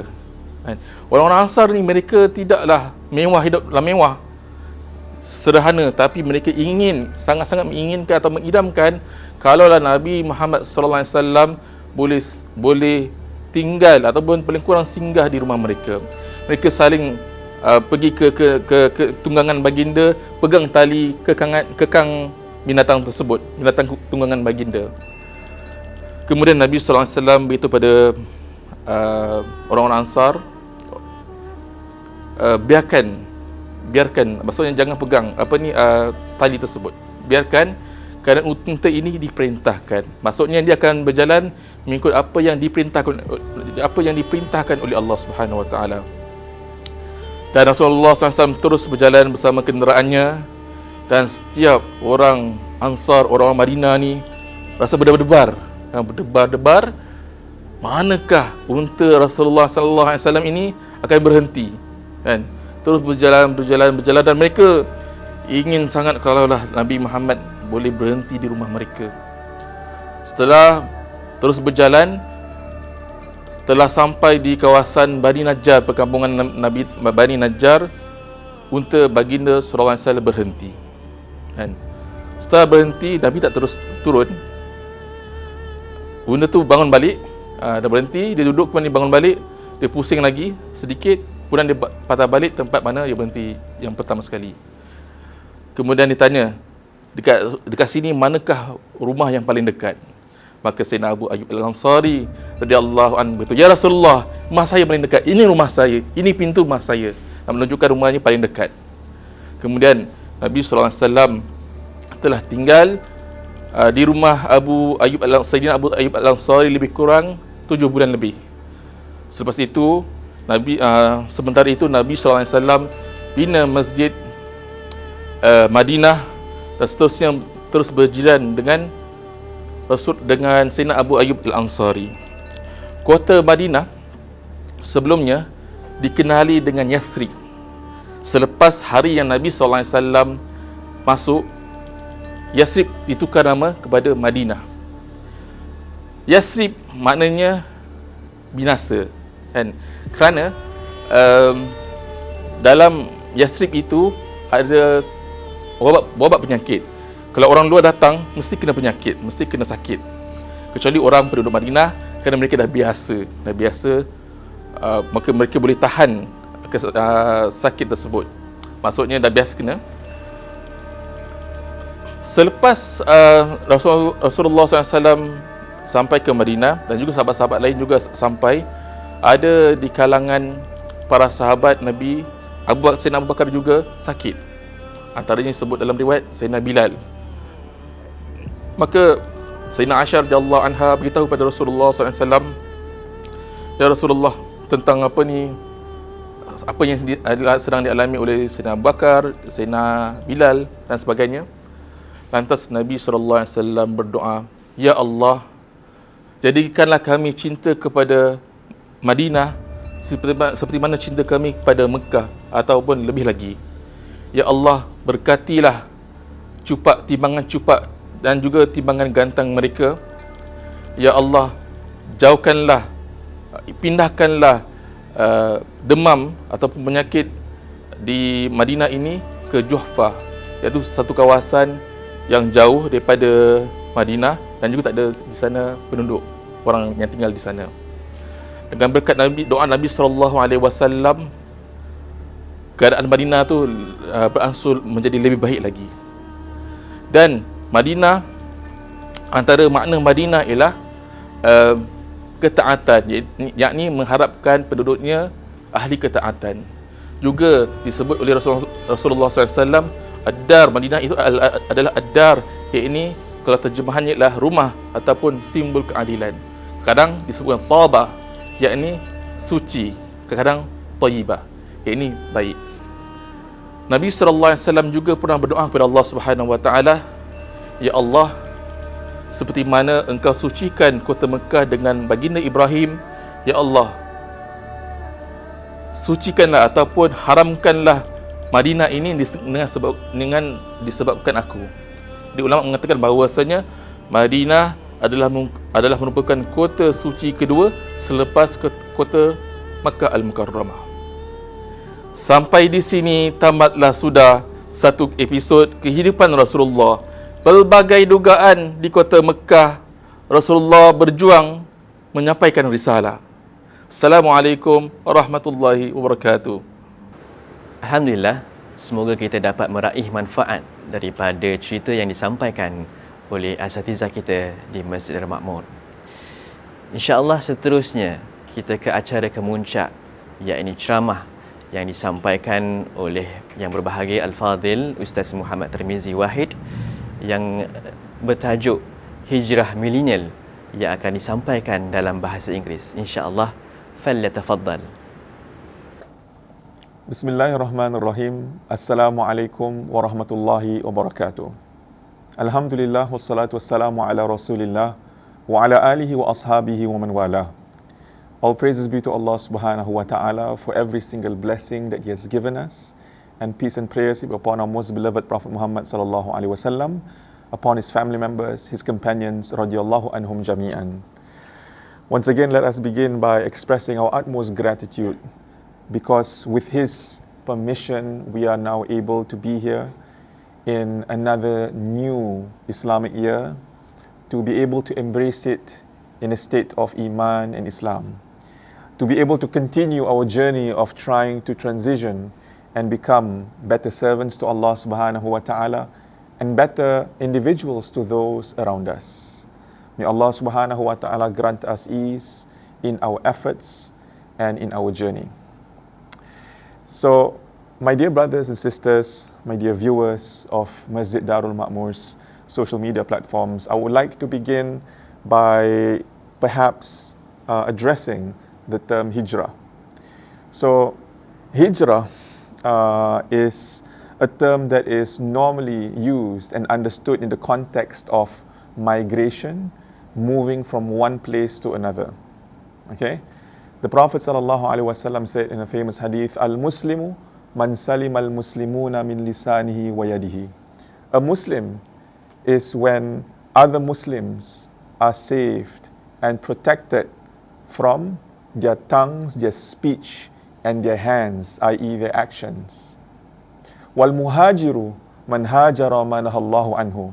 And a person who migrates, who truly migrates, are the ones who migrate away from everything that Allah subhanahu wa ta'ala has prohibited upon them. And this is where today we see a lot of people, whenever they say, I've made my hijrah, most of them are not meaning it in a literal way. Most of them are still where they are. They've not moved physically, geographically, they're still where they are.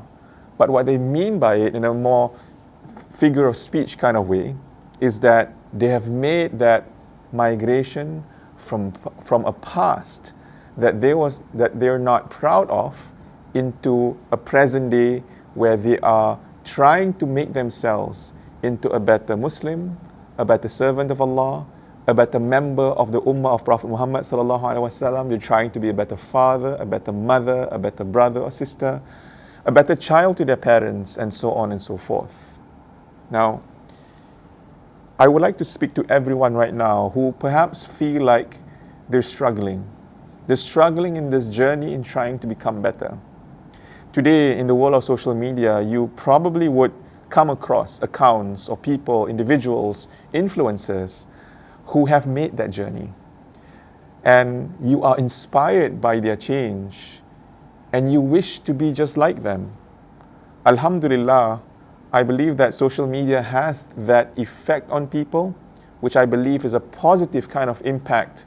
If you follow the right accounts and you are inspired by the right people, inshallah, you may also want to follow in certain people's footsteps.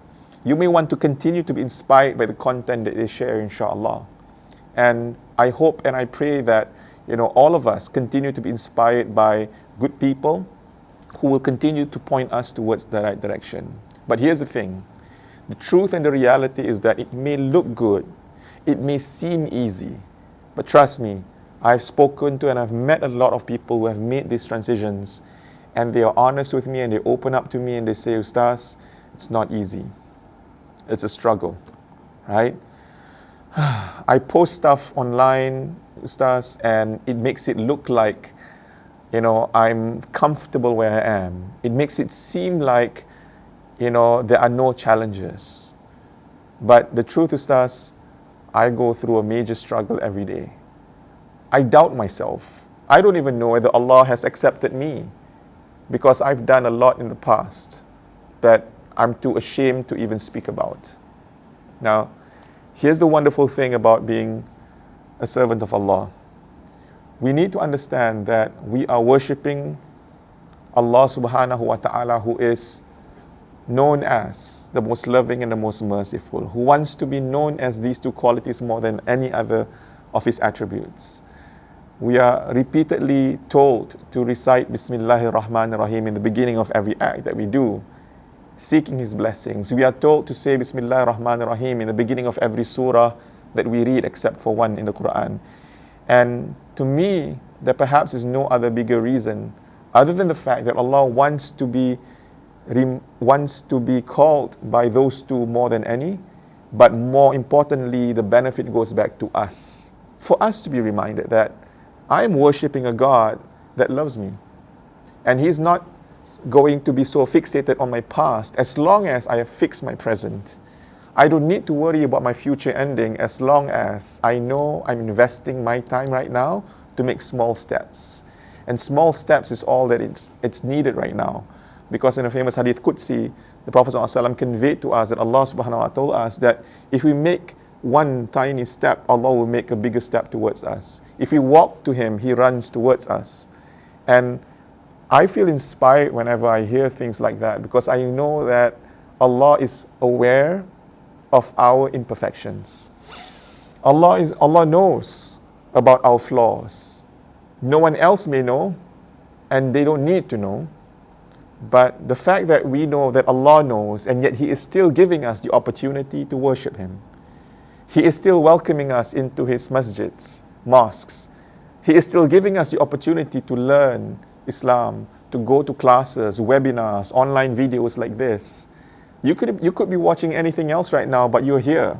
You got to ask yourself, there must be a reason why you're here. There must be a reason why you're still watching this, when you could be doing any other thing. There's so many other activities you could be doing, but you're here right now. Now, I don't think this is happening by chance, right? There are no accidents. You are here, perhaps, because Allah still wants to continue to give you the opportunity to prove to yourself that this is a journey that you can handle. This is a journey that you can take, right? And inshallah, I'm going to try to help you a little bit here today by sharing with you some of the potential challenges that you may face or that you are already facing. Number one, before any other challenges come to you, I believe that the first challenge is always internal.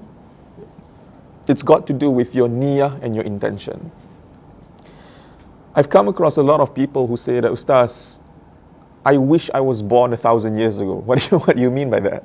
I said, because today the challenges are plenty, right? There are so many distractions. It's so difficult for me to focus in trying to be a good Muslim. They say, oh, the internet, social media, TV, Netflix, music, all sorts of influences that I believe is corrupting me, Ustaz. I don't know how to focus in being a good Muslim. Well, I always believe this, that if you were born 1,000 years ago, trust me, you would wish that you were born 500 years before that. It's never going to be easy. Anyone who wants to take on this path of trying to get closer to Allah will be tested. And so whatever test you're facing right now, my dear friends, this is your test. And Allah just wants to see whether you are persistent and whether you are persevering. And to me, in my humble opinion, all of this boils down to one thing: your niyat and your intention. The big question you need to ask yourself right now is, who am I doing this for? Why am I changing? Right? Some people with good, noble intentions, they say, Ustaz, I'm getting married next month. I want to start changing today. MashaAllah. Congratulations, you're getting married next month. And Alhamdulillah, you have decided to make a change. There's nothing wrong with that unless it is the sole and only reason you're changing. Meaning it has never crossed your mind that you needed to change your behavior, your lifestyle, that you are doing things that is not pleasing to Allah. It has never bothered you until, marriage came about. And so you're changing for who? Right? Are you changing lillahi ta'ala? Or are you changing for li father-in-law, potentially, right? You want to impress them to say that, hey, you can take me, you can trust me to take your daughter's hand. I'll guide her, but you don't know anything about the religion yet. Now that's no reason for you to give up, but that's enough reason for you to realign your intention, to refocus it so that it becomes not for people, but it is for the Creator, Allah subhanahu wa ta'ala. The only one worthy of worship and the only one most deserving of your efforts is Allah subhanahu wa ta'ala. Okay. I've seen people who have said, Ustaz, I'm making the hijrah, or I tried to make the hijrah, but I think it's not for me, I give up. I've met people like this, right? In fact, just before this recording, on my way here, a young lady messaged me, Ustaz, I think I need to renew my shahada already, because I think, I've messed up so many times, I've questioned so many things, and it's so difficult to change. I need to start all over again. Right? That's her thinking, and that's what she thinks she needs to do. I've not responded to that person yet. But I know that there are so many different types of struggles that everyone's facing. But let's begin with the first one, because I feel the difference between one person giving up and the other person persevering boils down to, once again, who you're doing it for. Now, why? Because now I'm going to move on to the external challenges. When you want to change, I mentioned there'll be distractions. But sometimes it's the people closest to you that gives you a hard time. Okay? It's family members, it's your best friends, your clique, right? Your BFFs. And they're like, Farah, are you sure you want to change? Like, we've always known you to look like this, and now you look different. Zain, I remember you behave differently, and now suddenly you don't behave that way anymore. It's so weird. Is this really you? Are you pretending? Are you faking everything? Seems to be something wrong. You don't fit in anymore. And people around you make you question yourself, right? I also get a lot of people saying, Stas, whenever I post, now that I've done my hijrah, I start posting hadiths, verses the Quran, or my favorite Quran reciters on my social media accounts, and my friends are like, are you an ustaz now or what? Right? Are you an ustazah now or what? And then I feel embarrassed because I know that they know of my history, and they think it is unbecoming of me to suddenly flip 180 degrees to portray a different side of me. And I tell them this, you see, why are you sharing all this stuff? Well, because I want others to join me in this journey. I've made that transition and it feels good. I feel at peace. I know that God loves me, yes. So if your intention is that, then nothing else should matter. If you change because of Allah, it does not matter what anyone says, because you know you're doing it for the right reason. The biggest challenge a lot of people face is that they're doing the right things, but for the wrong reasons. That's when people give up easily. That's when you see people, appearing to be very,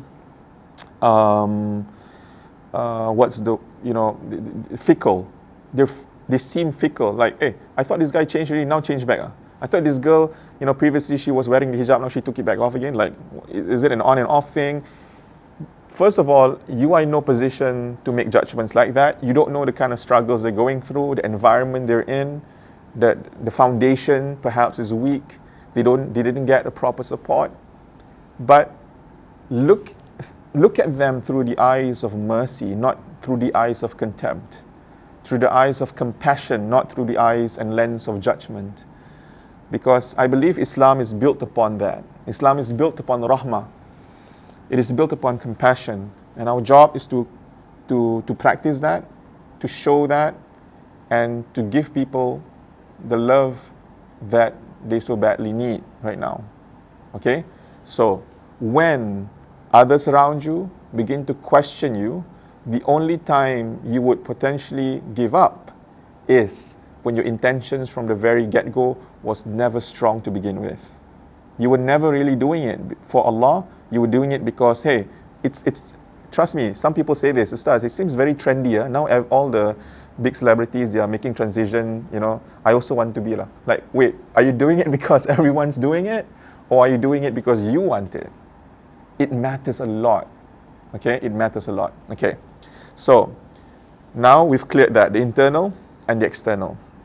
Now I want to talk about other external type of challenges. Some people, as they're making hijrah in 2020, right? This is a very modern world we're living in. And as much as you would love for everybody to be so matured by now, to be able to accept you and embrace the changes that you're making right now, we are living in a multicultural, multi-religious society, multiracial society. You would think that everyone's going to be so comfortable embracing whatever change you decide to make. But it's not like that yet. And so trying to adapt and integrate yourself after you've made the hijrah will pose some new challenges as well. You are going to start to wonder, wait, Islam suddenly appears to be very difficult for me to integrate into my workplace, for example, right? For me to still be a good Muslim when I hang out with my friends, or perhaps are non-Muslims, right? You may think that it's difficult, you know, the puzzle pieces don't fit, but that's not true. Okay, Islam is evergreen. It is meant to fit into, you know, every generation till the end of time. It's going to stand regardless of whether you think it's possible or not. But the challenge right now that I want to give you is to start thinking in ways where your mind will start to figure out solutions. Because if you say Islam is difficult and it cannot be relevant in today's time, that's going to put a period, a full stop, you know, in your thinking. So you're never going to creatively think of ways and how to make it work. But if you ask yourself, how do I make this work? In spite of me being in an environment where I'm a minority, when in the workplace, you know, most of them don't practice Islam, when I hang out with my friends where I'm the only Muslim, like, how do I make this work? If you ask yourself those questions, trust me, the answers will begin to show. Whether it's because you start Googling for answers and then there are good examples and stories you can read about and watch, or whether you bump into people who say that, hey, I made that transition too a couple of years ago and this is how I adapted. You see, it's all about how you think as well. So the first is your intentions. The second is how you think about all of these things. If you think negatively, trust me, it's never going to work out. If you say that it's difficult, Islam is difficult, perhaps it was easier in the 70s, in the 80s, but now it's 2020, Ustaz, I'm sorry, can't work. Now, that's the wrong mindset to go into this. If you are truly committed, my dear friends, if you really want this, if your pursuit is for Allah's pleasure and nothing else, trust me, He will guide you, He will support you all the way until you are able to practice Islam fully as you had wished. Okay? So that's the next part. One other thing that I believe is very important, and this one goes back to you. It's no more about the people around you, the challenges around you. I want to go back to you again. I've noticed a big problem where in doing what I do, I run my own programs and I come across a lot of young Muslims who are trying to change and they're starting from scratch. Okay, they may say to me, Ustaz, the last time I studied Islam was in primary school. My parents sent me to Wiki Madrasah. My parents, you know, my late grandma taught me mengaji, the Quran. And that was the last time, Ustaz, a long time ago. And I've missed the boat. Many times the boat came and passed and I barely learned anything. So now I want to start again. Good. So I come across a lot of these people through my programs and sometimes, you know, in other talks that I go to, I get invited for. And I notice a pattern which is a little bit unhealthy, which I want to raise right now. And that is when they are born again Muslims. I will use that term, right? So they were Muslims, then they were not practicing for a long time, they were not praying or they were not learning Islam. Then suddenly the interest came back at 25, at 30, at 35. They, you know, are born again Muslim. They start learning again, but this time more enthusiastically, more determined. They want to make things right. So sometimes what some of these individuals do, and it's not their fault because they didn't know any better, they go all out. And some of them I meet, so they go to my class and say, so what do you do normally? Like, apart from going here, what do you do for fun? Do you have any hobbies? Are you going with your family on the weekends? Oh no, Ustaz, I go to classes every day. Huh? Yes. Monday I go to Darul Makmur, Tuesday I go to Safina, Thursday I go here, Wednesday I go there. Like, wow, really? You go? Yes. I'm really happy, Ustaz. I like going to. Good, Alhamdulillah. But sometimes I need to slow down a little bit. Okay, why? A few things. Number one, you might experience what I would say, what I would call spiritual fatigue. Okay, so you know how, if you look at the Olympics, which is postponed this year because of COVID-19, when the Olympics come back next year in Japan, you look at those who do long distance, right? You notice that they don't sprint from the beginning. They start gradually. Right? I've seen many of these races, the athletes, they have a plan, they have a strategy. In order not to appear like they're ahead of everyone, and then at the end lose out, and then they're number 20 in the end, right? What they do is they start off slowly and then build it up gradually, their speed, and at the end then they can sprint. I notice a lot of people making this amateur mistake where they sprint from the start. And after 1 year, they experience burnout, and then they say, I cannot take it anymore. I'm losing interest. It's scary. It's scary because from someone who had made that 180-degree change, suddenly they're flipping all the way back to where they started. That's one. The second concern that I have, and another pattern I've seen, is that they become so engrossed in the learning that they become fanatical with either the teachings or the teacher or the teachers that they learn from. To a certain extent, it leads them to have somewhat of a narrow perspective of religion. Okay? It's solid, there's so much depth, right? They learn a lot, but that's not enough breadth. So they don't see various perspectives, they see one. And why is this a concern of mine? The concern of mine is this, and with all due respect, sometimes the problem is that they start to point fingers and they start to blame others who do not share the same views and the same opinions as they do.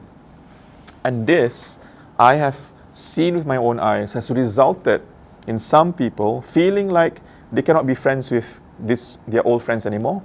Some don't even want to visit certain relatives because this relative of mine practices a different version of Islam or don't share the same opinion with regards to this hukum, and so on and so forth. It's so bad that them becoming more Muslim has led them to cut ties and sever ties with others, which I personally believe goes against one of the core Islamic principles and values, which is to maintain good relations with others. Silatul Rahim.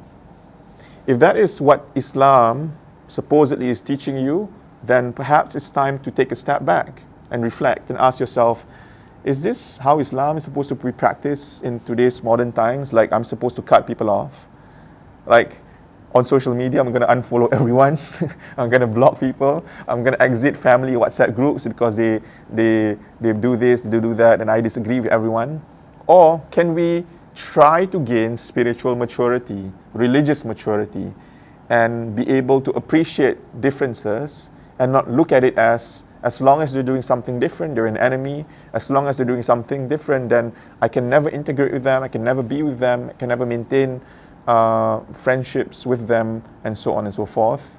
Or can you say, okay, I respect that perspective, I respect this opinion, and so on and so forth. So this is something to really be wary of. Why? Because in today's modern day, this is the challenge. You can always Google anything, but not every Google pop-up answer that comes up in the first page is the best. That's why my third point is to get teachers that are qualified, to get teachers who have been around for a while to guide you, right? Who have seen it all, who have learned it all, who you know that when you speak to them, they are wise. And that's what you're looking for. You're looking for wisdom, not just knowledge. Because today, trust me, you can Google any information. Knowledge can be transferred, can be downloaded from a PDF on some website anywhere. But what you need really is wisdom, a coach, a mentor to guide you on this spiritual journey that you're taking.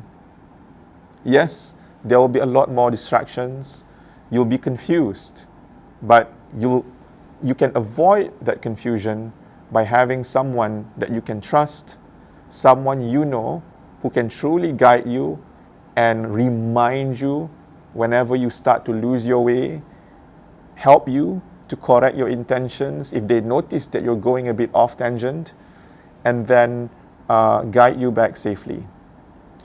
Finally, I would like to say this. If you are making your hijrah today, please do this. Make dua. Ask Allah subhanahu wa ta'ala, especially in this blessed day that we are in right now. Ask Allah, oh Allah, this is a new day. This is a new year. Please bless me with a new beginning that you will be pleased with. Guide me onto the straight path. Invite good people into my life and allow myself to be attracted to those who love you. The Prophet ﷺ once made this dua, Allahumma inni as'aluka hubbak. Oh Allah, I ask for your love. Wa hubba man yuhibbuk. And the love of those who love you. Wal amal alladhi yuqarribuna hubbak. And the actions that would bring me closer to your love. I think that's a beautiful dua, because the core, the emphasis of it all is based on, once again, rahmah, mercy, grace, love. And if that is always at the core of your journey, inshallah, you'll always be guided onto the right path, I believe. That's my perspective, that's my take. Let me know what you think. Let me know what your challenges are. Inshallah, hopefully we can continue to speak with each other again in the future. If God permits, I pray and I ask that this new year will be a year that you will be freed from your biggest challenges. I pray that this year will be the year that you find the answers you're looking for. I pray that this will be the year that your major doubts will be removed and eradicated. I pray that this will be the year that new friendships will be forged that will actually bring you closer and closer towards the religion. I pray that this is the year that you'll be able to identify the major distractions in your life so that you can remove them immediately. And I pray that this will be the year that you find peace, tranquility, love, and success in both worlds. Ameen Ya Rabbal Alameen. Thank you. Take care. Wassalamu alaikum warahmatullahi wabarakatuh. Syukur atas segalanya, kita sudah sampai pada akhir majlis awal Muharram. Semoga kita semua mendapat manfaat daripadanya. Maafkan kekurangan. InsyaAllah kita jumpa lagi. Saya akhiri dengan wabillahi taufiq wal hidayah. Wassalamualaikum warahmatullahi ta'ala wabarakatuh.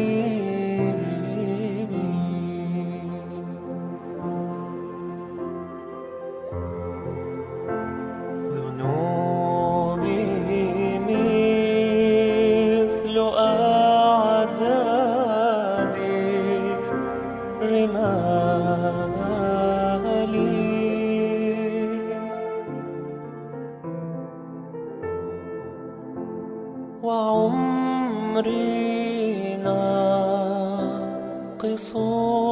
كيف احتمالي